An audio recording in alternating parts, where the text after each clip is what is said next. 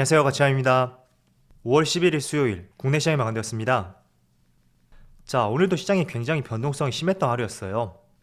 장 초반에도 굉장히 널뛰게 하는 모습이 나왔었고 결국 종가는 소폭의 하락으로 약보합으로 마무리되었네요. 그래서 오늘도 다시 한번 코스피가 2600포인트를 돌파하지 못했고 그리고 동시효과에 조금 빠지는 모습이 나왔었죠. 그리고 코스닥. 자, 코스닥의 등락폭은 전체적으로 비슷했었지만 그래도 상승 쪽으로 무게를 싣고 결국에는 종가가 1%의 상승으로 마감이 되었습니다. 자, 그리고 시가총액 상위 종목들을 한번 살펴보면 자, 오늘은 자동차 관련주 그리고 인터넷 관련주 이런 종목들이 강세를 보여주었고 그리고 그 외의 종목들은 금융주를 제외하고는 약보합권 내에서 마무리를 보여주었습니다. 그리고 코스닥. 자, 오늘은 코스닥 전체적으로 2차전지 소부장 기업들 에코프로비엠하고 첨보 그리고 LNF는 반대로 상승이 나왔네요.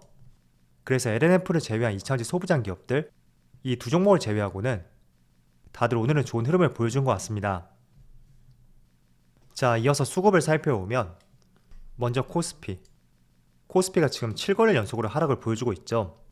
역시 외국인도 7거래일 중에 5거래일 동안 순매도를 보여주고 있고 오늘도 약 3천억 규모의 순매도가 나왔고 기관도 소폭의 순매도를 보여주었죠.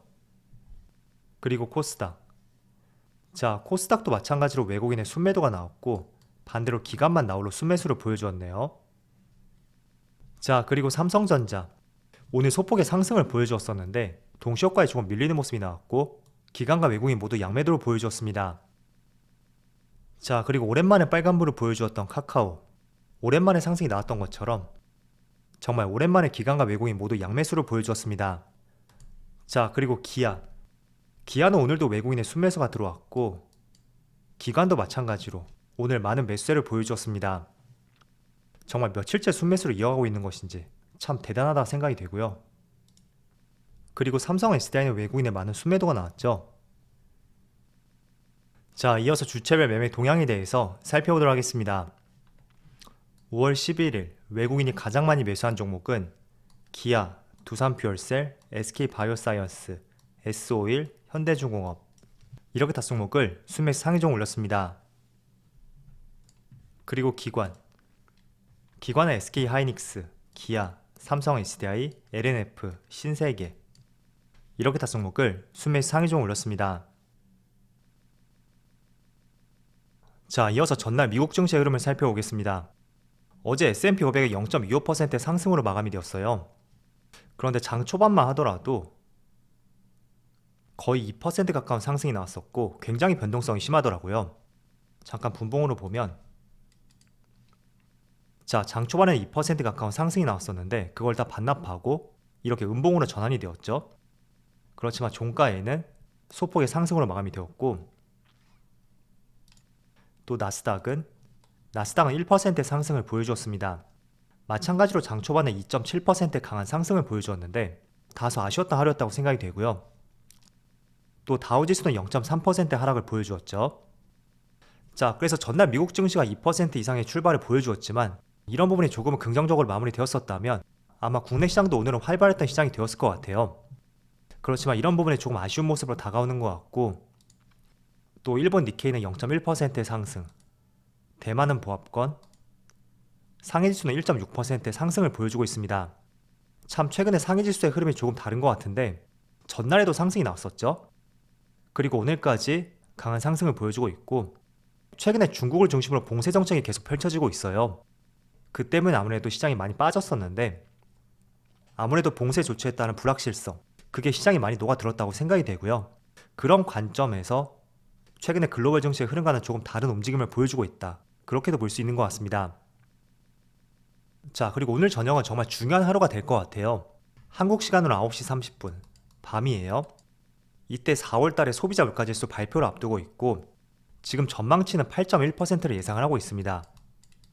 자, 그런데 제가 이 부분이 굉장히 중요한 시점으로 말씀드리는 이유는 여기 우측에는 과거의 소비자 물가지수 발표 예측치하고 결과치 모두 이렇게 같이 나와 있거든요. 그런데 시장 예상치가 2020년 11월 이때 소비자 물가지수 발표 이후로 단 한 번도 예측치가 하락한 적이 없었습니다. 자, 11월은 1.1%, 12월은 1.3%, 그리고 작년 1월은 1.5%, 이렇게 계속 예측치가 상승했었거든요. 그래서 3월달에 8.4%를 예상했었고, 이번에 4월달 같은 경우에는 처음으로 소비자 물가지수가 저번 달보다 하락 예측을 하고 있습니다. 물론 저번 달보다는 하락이지만 지금 나와 있는 퍼센테이지는 전년도 기준이에요. 그래서 기준점은 명확하게 보시고요. 자, 그럼 왜 예측치가 조금 하락할 수가 있었는지. 지난 3월달에는 8.4%였다면 이번에는 8.1%를 예상하고 있죠.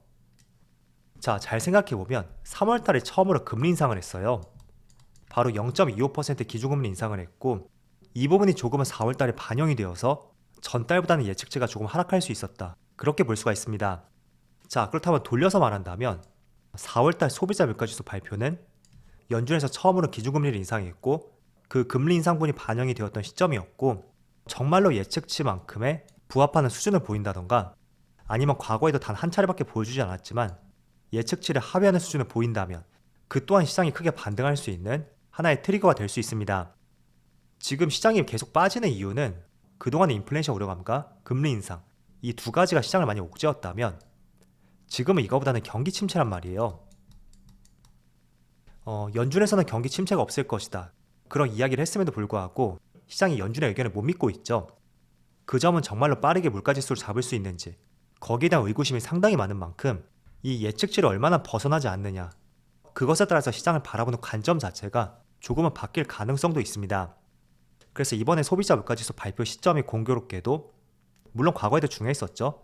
그렇지만 가장 중요한 시점이 되지 않을까, 저는 그렇게 생각이 되고요. 또 그리고 이번 달에 금리 인상이 있었잖아요. 이번에는 0.5% 인상이 있었는데 아마 본격적으로 반영이 되는 것이 다음 달 6월달이 될 것 같아요. 그래서 이번에 4월달 발표, 또 다음 달에 5월달, 그리고 그 다음 달에 6월달, 이때 시장 전망치를 상회하지 않고 적정 수준만큼만 보여준다고 하더라도 시장에서는 연준 의견이 맞겠구나, 그런 생각과 함께 다시 시장의 안정을 찾을 가능성이 상당히 높습니다. 그래서 제가 계속해서 말씀드리고 있죠. 2분기만큼은 최소한 4월에서 6월까지 이 기간은 바닥을 다질 수 있는 기간을 한번 보고 시장의 변동성을 주의 깊게 바라볼 필요가 있다, 그런 말씀을 드렸어요. 그래서 이런 소비자 물가지수 발표 자체도 하나의 선상으로 한번 같이 보시고요. 어쨌든 지난달에는 8.5%가 나왔고 이번 달에 만약에 예상치대로 8.1%가 나온다면 처음으로 소비자 물가지수가 꺾인 것인 만큼 물가가 피크를 찍었다, 그런 생각을 가질 가능성도 있겠죠.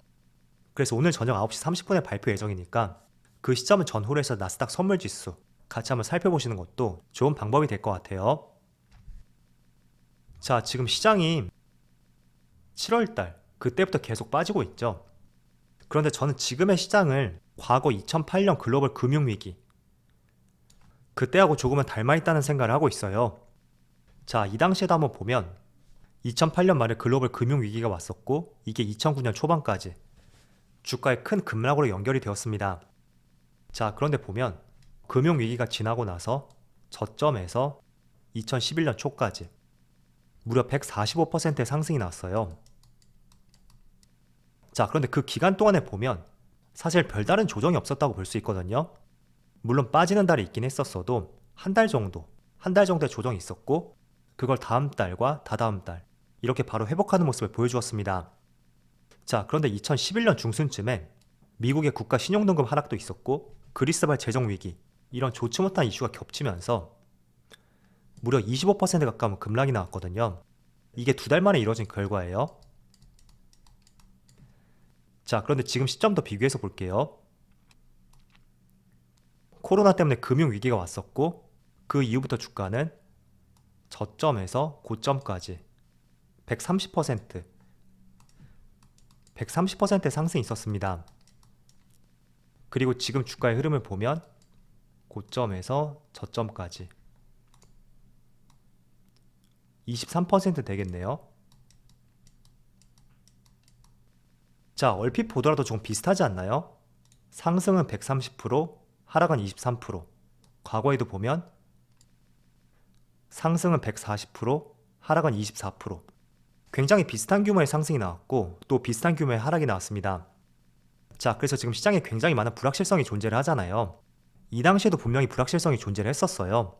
대표적으로 미국의 국가 신용등급이 하락했고 또 그리스를 중심으로 재정 위기가 번지면서 지금 시장은 거의 1년 만에 20% 이상의 하락이 나왔다면 이 당시에는 2달 만에 시장이 24% 하락이 났습니다. 자, 그렇다 보니까 그 당시에도 보면 2011년 9월이죠. 장기 채권 급락, 불황 전조 이런 말도 있었고 국내 금융시장 위험도가 경계 단계에 진입했다 이런 말도 있었습니다. 그리고 8월달 같은 경우에는 바닥 밑에 또 바닥이 있다.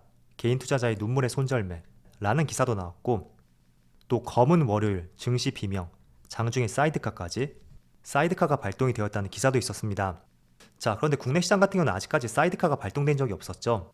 물론 오랫동안 하신 분들이라면 경험을 해보셨을 텐데 이 사이드카라는 것은 코스피는 전일 종가 대비 5% 그리고 코스닥은 6% 이상 그 이상의 하락이 일본간 지속이 될 때 시장이 잠시 매매가 중단되는 그런 기능을 말하거든요. 그런데 그 당시에는 사이드카까지 발동이 되고 시장의 위험도가 경계 단계까지 내려갔다 등등 수많은 부정적인 이슈가 있었습니다. 자, 그래서 지금 시점과 굉장히 닮아 있었던 것 같아요.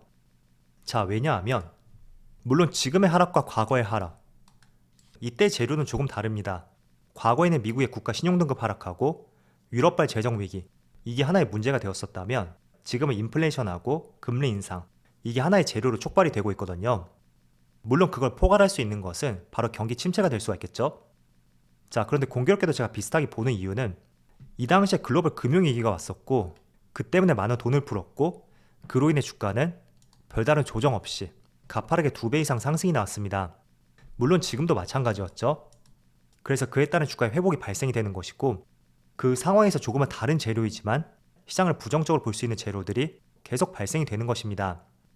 자, 그런데 아이러니하게도 이 당시의 최저점 이때가 지난 코로나가 없었다면 다시는 오지 않을 수 있었던 그런 가격대가 될 수도 있었어요.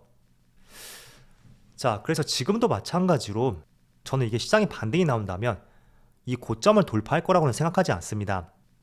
만약에 반등이 나온다면 어느 정도 일정 부분 반등이 나오고 과거처럼 이런 박스권 형태를 만들어가지 않을까 그런 생각을 갖고 있는데 분명히 여기서도 반등이 한 차례 나왔었거든요. 저점에서 고점까지 24%의 반등이 나왔고 지금도 단순히 대입을 해보면 한 이 정도 될 수가 있겠죠? 3천 초반? 물론 여기까지 간다고 보장할 수는 없어요. 그렇지만 제가 드리고 싶은 말씀은 지금 상황이 과거 2008년에서 2012년 이 당시의 흐름과 정말 비슷하다고 저는 생각이 되고요. 비슷한 이유를 예시를 통해서 말씀드렸어요. 한 차례 금융위기가 왔었고 금융위기를 회복했고 회복한 이후에 주가의 되돌림과 함께 부정적인 약자들이 발생이 되고 있다. 그런 부분은 우리가 조금만 민감하게 볼 수는 있겠지만 제가 어제 말씀을 드린 것처럼 지난 10년간의 PER 통계를 봤을 때도 지금은 철저하게 저평가되어 있는 구간인 만큼 분명히 2분기 안에 시장이 조금 안정화가 된다면 과거처럼 이렇게 반등이 나오고 이런 박스권 형태, 이런 형태를 만들 가능성이 있다. 그런 의견을 제시해 드리는 것입니다. 물론 이렇게 지수는 박스권을 만든다고 하더라도 갈 수 있는 종목들은 갈 수밖에 없겠죠. 대표적으로 성장주들. 왜냐하면 지수 자체는 기업들의 전체 영업이익하고 굉장히 유사한 흐름을 보여주고 있습니다. 그렇지만 내가 보유한 종목이 속한 업종, 그 업종 전체의 이익이 증가한다면 지수가 아무리 박스권을 만든다고 하더라도 주가는 상승할 수밖에 없거든요.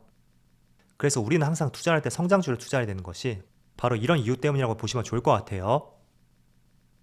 자, 그래서 오늘은 제가 크게 2가지 주제를 말씀드렸어요. 오늘 밤에 소비자 물가지수 발표가 있는데 오늘이 왜 중요한지 거기에 대해서 이유를 말씀드렸고 또 두 번째는 지금의 시장 흐름이 과거 2008년에서 2011년 이 당시의 주가 흐름과 굉장히 닮아 있다. 그걸 사례를 통해서 말씀드렸습니다. 그래서 조금은 힘든 시장이라고 하더라도 최소한 2분기는 조금은 인내하는 시간을 가져보고요. 오늘 저녁에 조금은 긍정적인 결과 발표와 함께 내일 시장만큼은 반등할 수 있는 그런 하루가 되기를 기원해 보겠습니다. 자, 그럼 오늘 영상 여기서 마치도록 하고요. 언제나 여러분들의 성공 투자를 기원하도록 하겠습니다. 감사합니다.